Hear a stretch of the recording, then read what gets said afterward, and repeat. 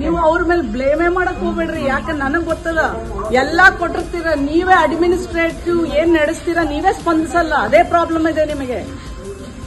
ನೀವು ಕರೆಕ್ಟ್ ಆಗಿ ಸ್ಪಂದಿಸಿದ್ರೆ ಒಂದು ಲೈಟ್ ಹಾಕ್ಸ್ಲಿಕ್ಕೆ ನಿಮ್ಗೆ ಏನ್ ಪ್ರಾಬ್ಲಮ್? ಇಷ್ಟು ದೊಡ್ಡ ಕಾಡ್ ತರ ಯೂನಿವರ್ಸಿಟಿಲಿ ಹೆಣ್ಮಕ್ಳು ಹೇಗೆ ಓಡಾಡ್ತಾರೆ? ಮೇನ್ ಪ್ರಾಬ್ಲಮ್ ಊಟದ ಏನದಮ್ಮ?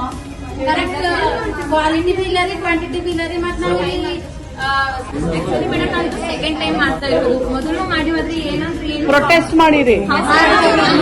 ಲೋಕಾಯುಕ್ತದವರೆಲ್ಲ ಬಂದಿರ್ರಿ 1-2 months ಬಿಫೋರ್ ಇವ್ರೇನು ಮಾಡ್ಲೇ ಇಲ್ಲ. ಮತ್ತೆ ಯಾವಾಗೂ ಸಬ್ಮಿಟ್ ಮಾಡಿರ್ತಾರ್ರಿ, ನೀವು ಅಟೆಂಡ್ ಮಾಡಲ್ಲ ಅಷ್ಟೇ. ಮತ್ತೆ ಊಟ ಏನು ಸರಿ ಇಲ್ಲ, ಬರೀ ಅನ್ನ ಸಾರು ಕೊಟ್ರೆ ಅನ್ನ ಕ್ವಾಂಟಿಟಿ ಬಿ ಇಲ್ಲ ರೀ, ಕ್ವಾಲಿಟಿ ಬಿ ಇಲ್ಲ ರೀ. ನಾವು ಜಗಳ ಮಾಡಿದ್ರೆ ಮತ್ತ ಯಾರು ಮಾತಾಡ್ತೀವಲ್ಲ ಮ್ಯಾಮ್ ಅವರಿಗೆ ಟಾರ್ಗೆಟ್ ಆಗಿ ಇಟ್ಕೊಂಡಿರ್ತಾರೆ. ಏನ್ ಟಾರ್ಗೆಟ್ ಮಾಡ್ತಾರೆ? ನಾವಿಬ್ರು ಮಾತಾಡಿವಿ ಮ್ಯಾಮ್ ಲಾಸ್ಟ್ ಮಂತ್ ಸ್ಟ್ರೈಕ್ ಮಾಡಿದಾಗ ನಮ್ಗೆ ಇಬ್ಬರಿಗೂ